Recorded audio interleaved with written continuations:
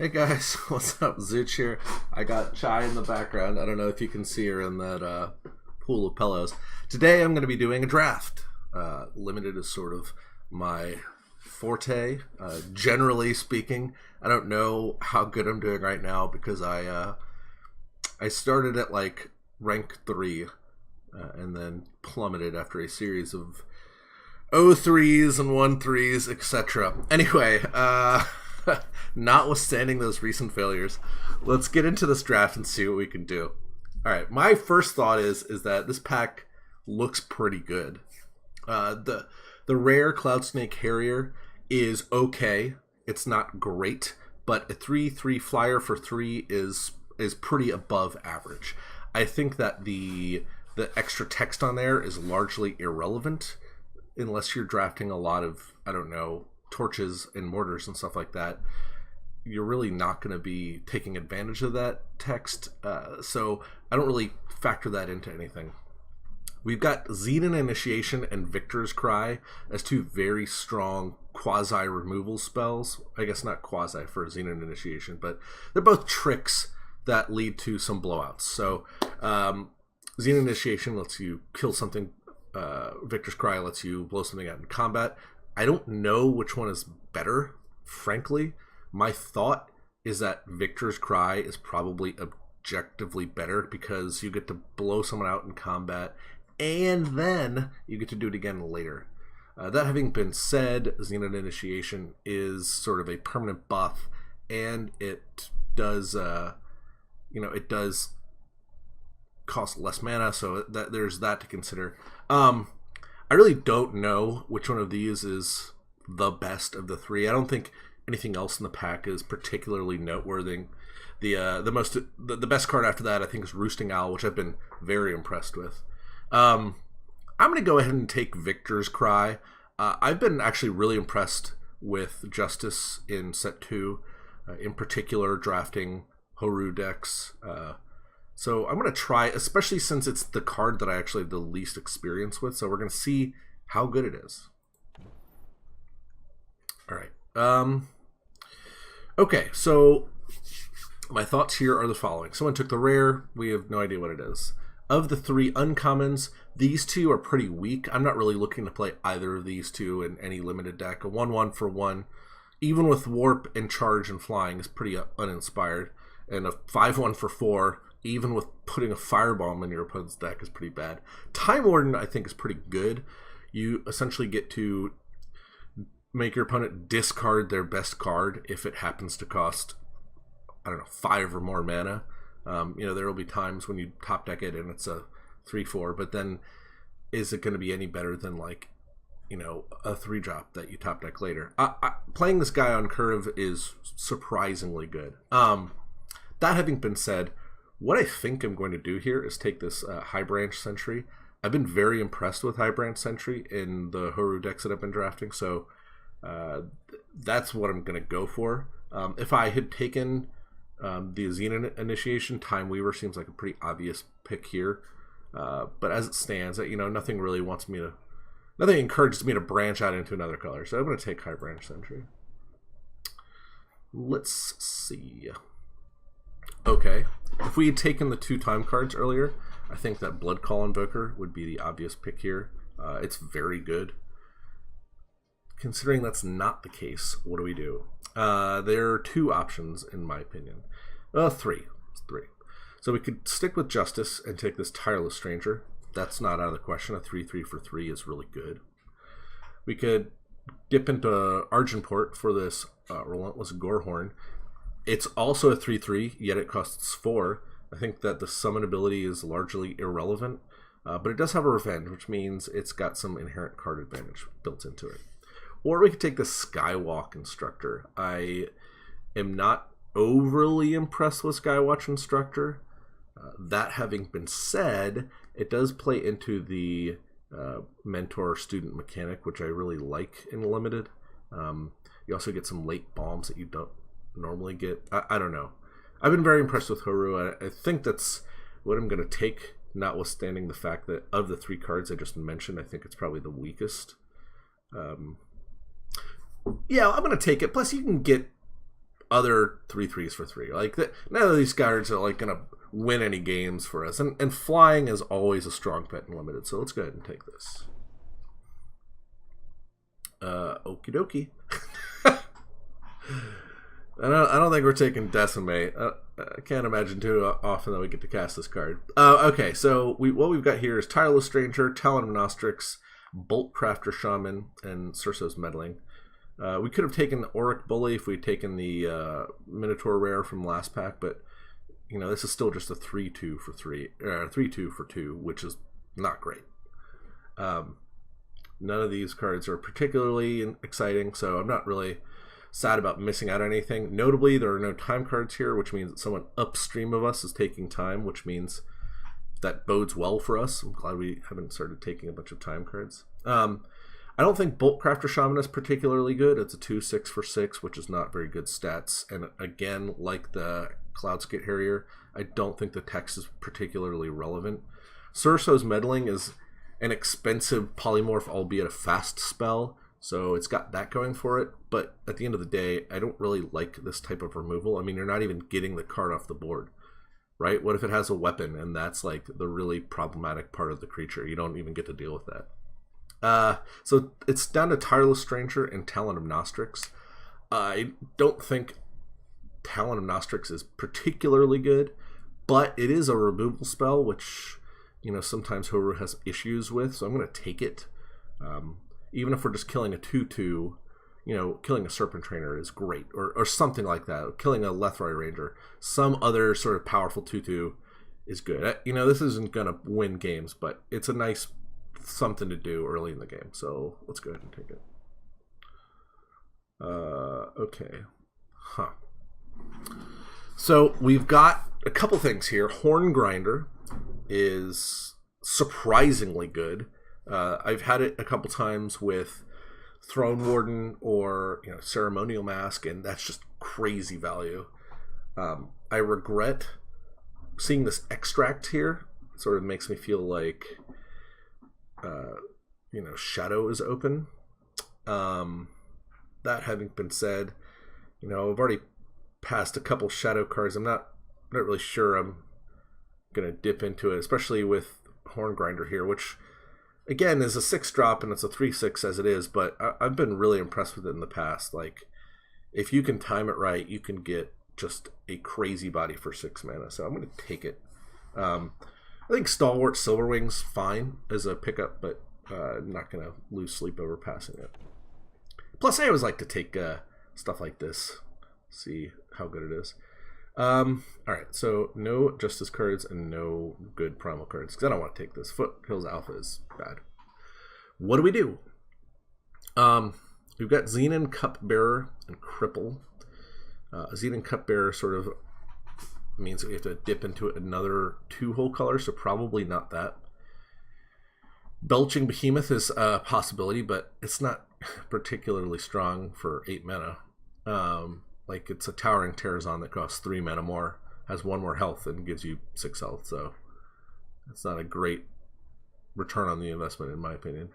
I'll probably take this Cripple just because it's a removal spell, albeit a bad one, so neither of these cards are any good. Cheese and peasums! Man, we really screwed the pooch here. Alright, I'm going to take this Snapping Brush Stalker. I clearly think we're maybe in the wrong colors now. We're not seeing any really good blue or green cards, so I don't know what to do. Maybe I should have been taking Xenon stuff all along. Who knows? Oh my gosh. Alright. I'll take Inspire Obedience. It's expensive, but we've been getting some good shadow cards, and you know, at the end of the day, it's a removal spell. Maybe Cult Aspirant is good enough. Like, we'll clearly get a lot of Xenon cards. We want them in pack 3, but this is a removal spell, and these games tend to go long, so I'm going to take this. I'm just going to take this random land. Bolster has been a card I've been kind of impressed with, so I'm going to take it. Take another Inspire Obedience. Maybe we're just going to end up in Xenon anyway, and I missed out on a couple really great picks. Okay. This pack is not very good. Okay, we've got Wild Cloud Snake, which is just far and away the best card in the pack. Unfortunately, we're not. It doesn't look like we're in Primal anymore. I don't know. In a perfect world, I'd take it. In fact, I still might, because like, what are we taking? Champion of Progress. Champion of Progress is a 6/6 for 6 and never gets bigger than that. I'm exaggerating, obviously, but not really that impressed. And if, we're getting time cards in pack 3, maybe we'll end up with a lot of Terrax hatchlings or something like that. I guess I'll take Wild Cloud Snake. I have a fear that this draft is going off the rails, but we'll see. This is not very good. Terrax hatchling, however, is very good, and I'm going to take it. If I wasn't going to take this, I'd probably take Valkyrie Aspirant and just go for Horu deck, but Terrax hatchling is really solid. Okay. Alright, so we've got a couple options here. Man, my draft is all over the place. First of all, we don't even know what colors we're in. I think we still want to be in Primal and Time if we can. This Finest Hour would be an okay pick if we dabble in Justice, but for right now, I think I'm going to take the Sky Snapper. Tundra Explorers, whatever. The frequency with which you'll draw a card on that with Tundra Explorer is pretty small, so I think a 3/1 flyer, even with Reckless, is better than a 3/3 non-flyer. So let's go ahead and take this flyer. I'm going to take Execute. God, what colors are we in? I don't even know. Because it's a removal spell, and it looks like we might be in Felm as well. Golly, I just don't know what I'm doing anymore. Another Terrax hatching. Great pickup. I don't even care that Jotun Hurler's in there. Ooh, okay, here we go. Do we take this Cloud Snake saddle, which is marginally better than a Crown Watch Longsword? Or do we take this Plague, which is quite good, and just end up with this weird sort of 3-color mishmash of cards? I love Plague a lot. I'm going to take it. I don't really like Cloud Snake saddle all that much. Okay. Mark of Shame's pretty bad. All these cards are red, which we're clearly not in. I'm going to take Spell Swipe and probably not play it. It's not a very good card. I'll take Inspire, I guess. Take Awakened Student, I guess. Well, we need to draft either like an absurd amount of mana fixing or figure out what colors we want to be in, because very quickly things are going awry. Alright, Dragon's Breath is a great card. It's essentially killer, but your opponent doesn't attack you back. So I tend to first pick these cards, and since we're probably in blue, let's go ahead and pick it. Nothing else is that good. I mean, this card is okay. Yeah. Shadowlands Bone Picker is quite the good card.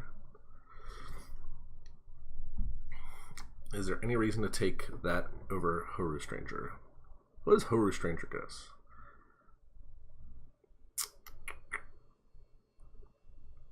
Alright. Okay.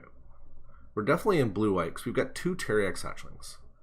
So I'm going to take the Shadowlands Bone Picker, and I'm going to try to not take any of these Justice cards from here on out, unless we just get a bunch of fixing. So we're going to be in Time, Shadow, and Primal. God, what a draft. I'm doing really poorly. I'm going all over the place. I'm sorry.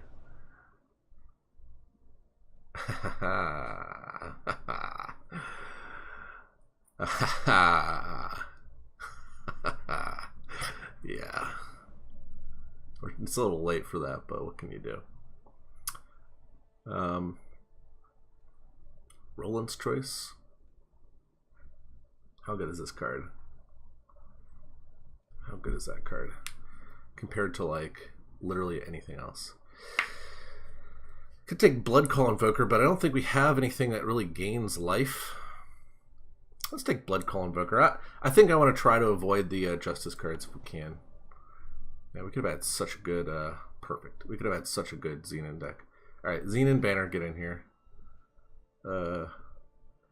Striped Aractodon, get in here.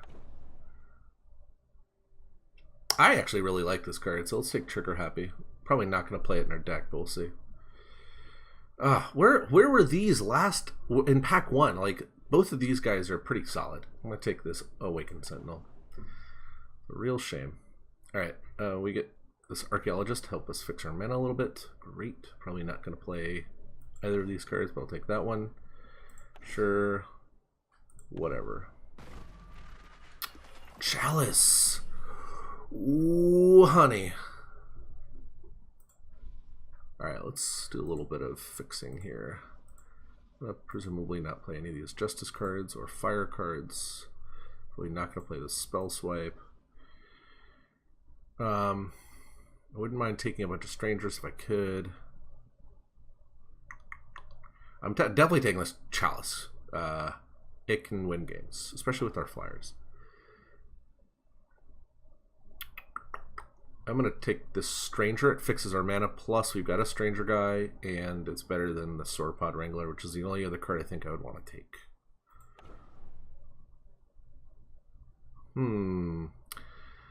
I don't think Lethrai Ranger is where we want to be in this deck. We're not aggressive enough. We're sort of splashing a lot. Question here is Recurring Nightmare better than Twinning Ritual? I don't particularly like Twinning Ritual a lot of the time, but we have 2 Teriax Hatchlings, which I think are pretty good. Are those like the only cards that I really want a Twinning Ritual, though? I mean, Twinning Ritual, Wild Cloud Snake would be pretty solid as well. I'm going to take Recurring Nightmare. Sort of combos with this Wild Cloudscape. I think it's also a fun card if your opponent doesn't have any fast removal for it. You can just win the game. I think our deck's still kind of all over the place. Lethrai Ranger, how much I used to love you. I just don't think we can play you in this deck. Unfortunately. We don't have enough tricks to like get you by.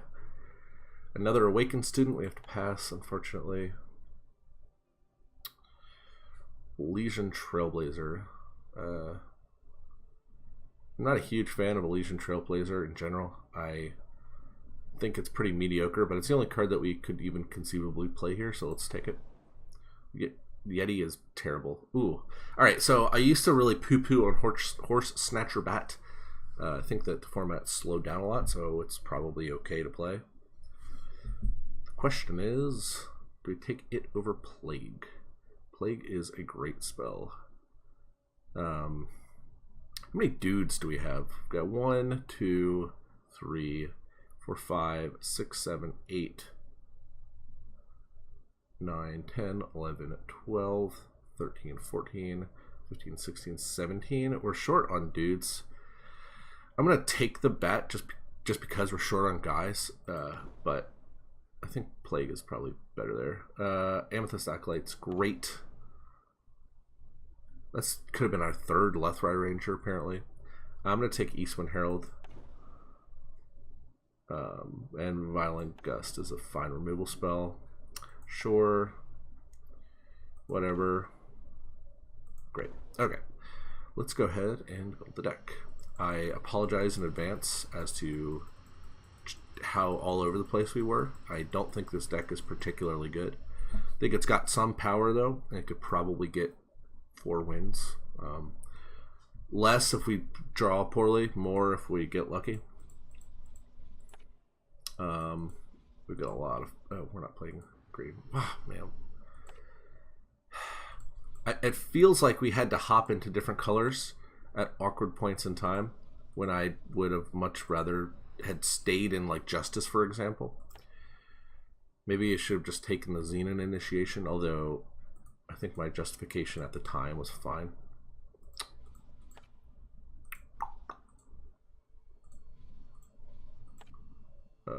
Boom, boom, boom. This is 29 cards. Do we have any life gain whatsoever? I'm going to add all the cards that we could conceivably play.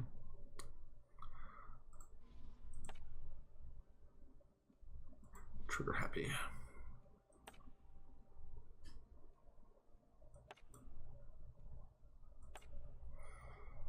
Okay.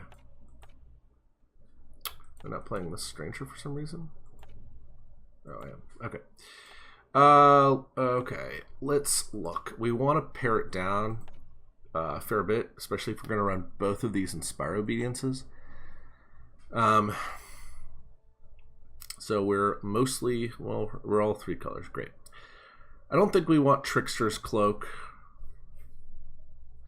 Although we do have some dudes that are on the ground that would like to get in for one big hit and then sort of make blocking difficult in the future. Spell Swipe is a card that I don't think is good enough. Your opponents are going to be running, what, like 8 spells max in their deck, and even that's sort of pushing it, I think. And so you have to, like, they have to cast one, you have to have that spell in your hand, you have to have 5 mana up, and then it has to be worth 5 mana to do that. It just doesn't seem worth it. Okay. Plague. Execute, Amethyst Acolyte, Wild Cloudscape, Violent Gust.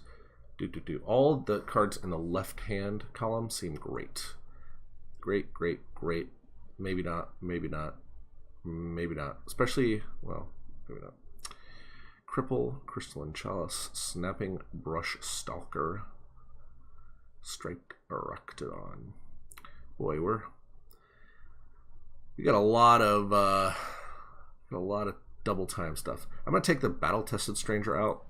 I don't know how many strangers my opponents are gonna play, so it seems sort of foolish to run that guy for just 2 of our dudes. Love him though. Blood Call Invoker seems sort of mediocre. That rhymes. But we don't have any life gain in our deck other than Bolster and potentially the Spirit Drain, so I don't really foresee that being a good card in our deck.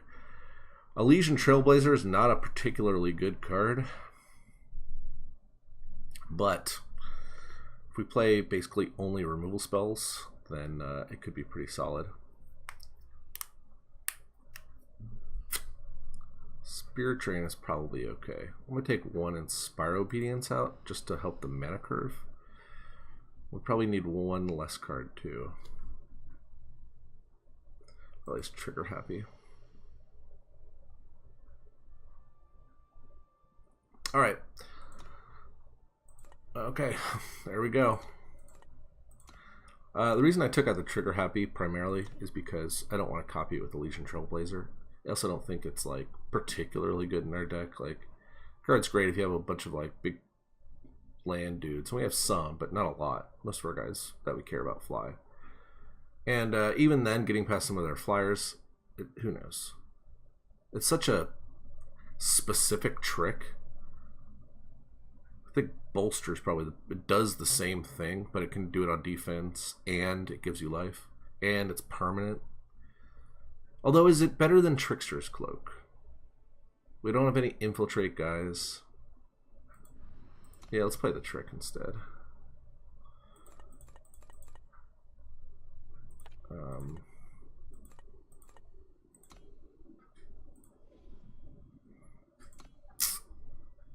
Alright, it's all about equal. We've got 1 Shadow, 1 Time, 1 Primal, so Strangers sort of even out.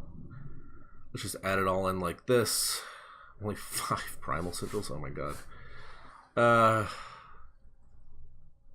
Oh my gosh, we're gonna lose to Mana Screw so many times. So many times. I'm gonna be a little unorthodox, I think. I even want to add like an 18th land. Let's do that. Yeah, let's do that. Playing 46 cards. I have said this in the past, I'll just reiterate it here. I generally feel like I'd prefer to have my mana ratio a little bit better than to stick to a strict 45 cards. Personal preference, I guess, because having a 1 card difference is not that big of a deal. And it just felt like 17 lands was too few with that deck with, you know, a bunch of 6 drops and a 7 drop. We'll see.